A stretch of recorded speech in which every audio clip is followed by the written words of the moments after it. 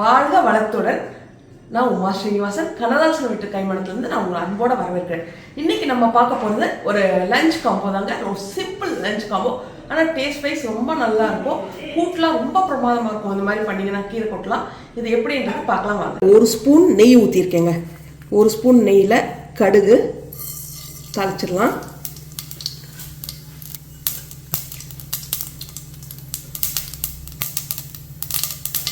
இதில் ஒரு பச்சை மிளகா, ஒரு வரமிளகா போட்டுக்கலாம். கருவேப்பிலை. இப்போ இதில் கொஞ்சம் பெருங்காயத்தூள்,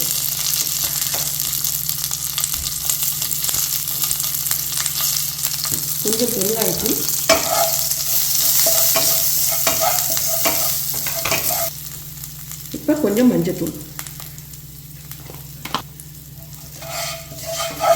இப்போ இது ஒரு தக்காளிங்க பொடியாக வெட்டி வச்சுருக்கேன். அது மாதிரி கொஞ்சம் பைனாப்பிள் பொடியாக வெட்டி வச்சுருக்கேன். இது ரெண்டையும் போட்டுக்கலாம் நெய்லியே.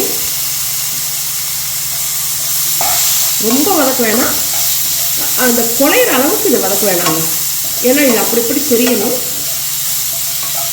இப்போ துவரம்பருப்பு ஒரு ஸ்பூன் அளவுக்கு வேக வச்சு எடுத்துருக்கேன் தண்ணியாக. இது போட்டுடலாம். பாருங்கள், குழையாது, ரெண்டுமே குழையாது. ஒரு வதக்கு மட்டும் வதக்கிட்டு துவரம்பருப்பு தண்ணியை ஊற்றிடலாம். கொதிக்குது பாருங்கள். கொதிக்கிற சமயத்தில் பைனாப்பிள் கொஞ்சம் அரைச்சி வடிகட்டி வச்சுருக்குங்க. திக்காகவே அரைச்சி வடிகட்டி வச்சுருக்கேன். இதையும் ஊற்றிடலாம். இதில் கொஞ்சம் தண்ணியை கலக்கி ஊற்றிடலாம். இப்போ இதில் கொஞ்சம் தண்ணி கலக்கி ஊற்றிக்கலாம். ஊற்றிக்கிறதுக்கு முன்னாடி இதுக்கு தேவையான ஜீரகத்தூளுங்க. இது ஜீரகத்தூள் தான் போடணும். நல்லா 1.5 ஸ்பூன் ஜீரகத்தூள் போடுறேன் நான் இதுக்கு. இதோட கொஞ்சம் உப்பு, இதோட இதுக்கு தேவையான அளவு உப்பு. இதை போட்டு கொதிக்க விட்டு இறக்கிடணும். அவ்வளோதான். நல்லாவே கொதிக்க விட்டு இறக்கலாம். ஏன்னா நம்ம வேறு எதுவுமே புளியெல்லாம் போட்டதில்ல. அதனால் நல்லா கொதிக்க விட்டு இறக்கி இதுக்கு இப்போ பாருங்கள், ரசம் வந்து திக்காகவும் இருக்காது, தண்ணியாகவும் இருக்காதுங்க. அதுக்குன்னு நல்லா இருக்கும் இந்த ரசம்.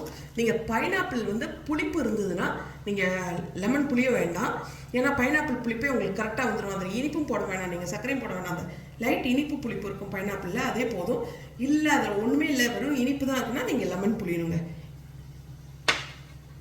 நல்லா கொதிச்சிருச்சு பாருங்கள். கொஞ்சம் கொத்தமல்லி தூவிட்டு நான் இதில் வந்து எலுமிச்சம்பழம் புளிய போகிறது இல்லைங்க. ஏன்னா பைனாப்பிளே கொஞ்சம் புளிப்பாக இருக்குது. வேணுங்கிறவங்க பார்த்துட்டு லெமன் புளிஞ்சுக்கோங்க. லெமன் கட்டாயம் புளிவாங்க. இதில் எனக்கு பைனாப்பிள் கொஞ்சம் புளிப்பாக இருக்கிறதால நான் லெமன் புளியலைங்க. இதை எடுத்து ஊற்றிடலாம். இப்போ இது வந்து ஒரு 3லேருந்து 4 பேர் சாப்பிட்லாங்க இந்த ரசம். இதில் வந்து நான் பைனாப்பிள் எவ்வளோ போட்டிருக்கேன்னா, ஒரு பைனாப்பிளில் பாதி போட்டுக்கேன். ஒரு பைனாப்பிளும் சின்ன பைனாப்பிள் தாங்க, பெருசெல்லாம் கிடையாது. பைனாப்பிள் ஒரு சின்ன பைனாப்பிளில் பாதி அரைக்கிறதுக்கு எடுத்தேன், கொஞ்சம் மட்டும் வதக்கிறதுக்கு எடுத்துக்கிட்டேன் பைனாப்பிள். இப்போ பாலக்கீரை கூட்டுங்க. எண்ணெய் 2 ஸ்பூன் ஊற்றிருக்கேன். இதில் கடுகு. இந்த மாதிரி குழி சட்டியாக இருந்தால் ஈஸியாக கடுகுலாம் வெடிக்குங்க. இந்த மாதிரி பாத்திரம் போட்டாவே இது ஒரு பிரச்சனை. ஓரத்தில் போய் எண்ணெய் நின்றுக்கும். அதில் தான் நம்ம கடுகு போட மாதிரி இருக்கும். பிரச்சனை. கொஞ்சம் ஜீரகம், அப்புறம் உளுந்து, 1 ஸ்பூன் உளுந்து. உளுந்து மட்டும் சிவக்கட்டும்.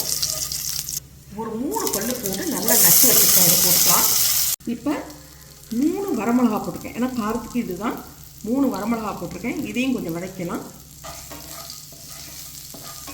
அது மாதிரி ஒரு வெங்காயம், பெரிய வெங்காயம், நல்ல பெரிய வெங்காயமாக ஒரு வெங்காயம், இதையும் போட்டு இப்போ வதக்கலாம்.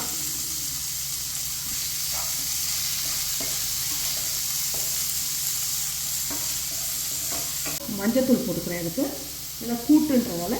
இதோட ஒரு கட்டு கீரைங்க, பொடியாக வெட்டி வச்சா பாலக்கீரை.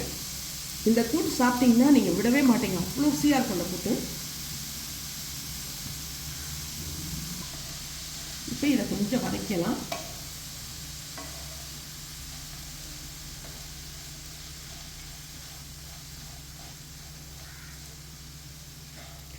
இதில் ஒரு விஷயம் முக்கியமாக இப்போ பண்ணுங்க. இருக்கும்போதே ஒரு 1/2 ஸ்பூன் சர்க்கரை போட்டுடலாம். ஏன்னா வந்து அந்த கலரும் மாறாது, உங்களுக்கு கீரை கலரும் மாறாது, ருசியும் நல்லா கூட்டி கொடுப்போம் இது உங்களுக்கு.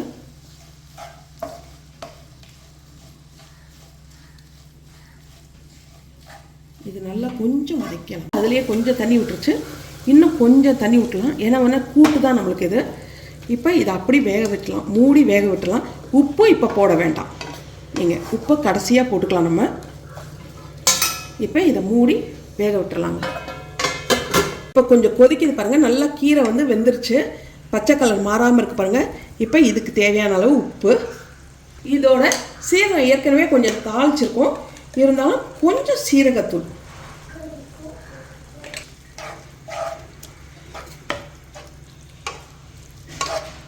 இது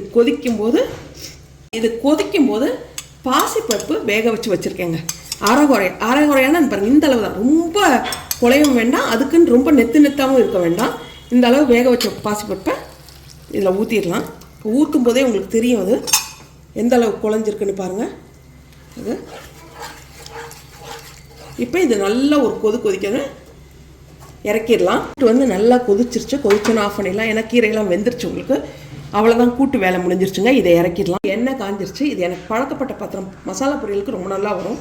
இது போட்டிருக்கேன். கடுகு கொஞ்சம், எண்ணெய் வந்து 3 டேபிள் ஸ்பூன் ஊற்றிருக்கேன். நாங்கள் வெடிச்சோன்னா இதில் கடலைப்பருப்பு நல்லா 1 டேபிள் ஸ்பூன் எடுத்திருக்கேன் கடலைப்பருப்பு. இப்போ கடலைப்பருப்பு பாருங்கள் நல்லா செவந்துருச்சு. செவந்தோன்னே இதில் நல்லா 2 வெங்காயம், பெரிய வெங்காயம், மீடியம் சைஸ் வெங்காயம் 2 வெங்காயம், கொஞ்சம் கருவேப்பிலை போட்டு இதையும் வதக்கலாங்க. இதில் 1/2 ஸ்பூன் இஞ்சி பூண்டு மசாலா, முட்டைகோஸ் வாயுன்றதால கொஞ்சம் 1/2 ஸ்பூன் இஞ்சி பூண்டு மசாலா போட்டேன், டேஸ்ட்டும் நல்லாயிருக்கும், நமக்கு வாயிலையும் கலச்சி விடும். முட்டைகோஸ் ஒரு சின்ன முட்டைகோஸ், 1 முட்டைகோஸ், ரொம்ப பெருசு இல்லைங்க, சின்ன முட்டைகோஸ், 1 முட்டைகோஸ் ஃபுல்லாக போட்டிருக்கேன் நான். இது பாருங்கள், நூல் மாதிரி தாங்க நான் திருவி வச்சுருக்கேன், பார்த்தாவே தெரியும். இந்த மாதிரி வெட்டி வச்சு நீட் வாகலை நூல் மாதிரி வெட்டி வச்சுக்கிட்டிங்கன்னா அந்த மசாலா பொரியலுக்கு ரொம்ப நல்லாயிருக்கும். இதை கொஞ்சம் நம்ம சுருங்குற அளவுக்கு, இது எல்லாம் கொஞ்சம் சுருங்குற அளவுக்கு,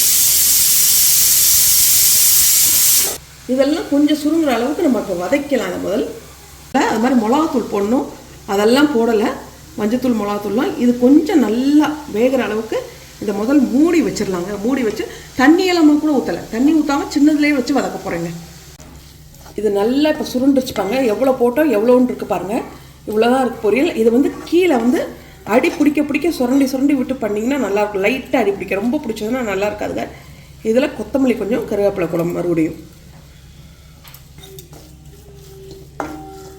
இது வந்து சாதத்தில் போட்டு, வெறும் சாதத்தில் கொஞ்சம் நெய் ஊற்றிட்டு இந்த பொரியலை போட்டு பிசைஞ்சு சாப்பிட்டிங்கன்னா கூட நல்லாயிருக்கும். அவ்வளோதாங்க, முடிஞ்சது. இது இப்போ நம்ம எப்படின்றது எல்லாம் பார்த்தோம்.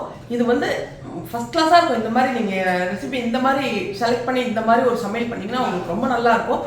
நான் இன்னொன்று சொல்ல ஆசைப்படுறேன், வாழ்க வளமுடன் சொல்லிட்டு இருந்தேன், ஒரு நேயர் கொடுத்துருந்தாங்க. வாழ்க வளமுடன் சரியான சொல்லலைங்க, வாழ்க வளத்துடன் தான் வந்து தமிழ் சொல்லி, அது கரெக்டானு சொல்லேன்னு எங்கள் வீட்டுக்கார்ட்ட கேட்டேன். அவங்களும் அதான் சொன்னாங்க, இதுதான் கரெக்டாக, அவங்க சொன்னது தான் கரெக்டான சொல்லுன்னு சொன்னாங்க. அதனால மாற்றிக்கிறேன், நானுமே வாழ்க வளத்துடனே சொல்கிறேன்.